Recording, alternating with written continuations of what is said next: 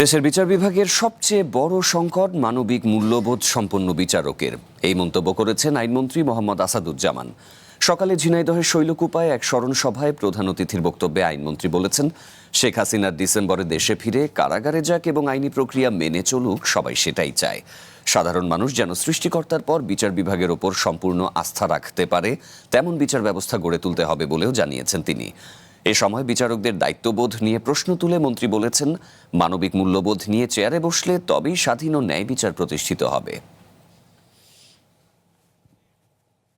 সবচেয়ে বড় সংকট হলো মানবিক মূল্যবোধ সম্পন্ন বিচারকের।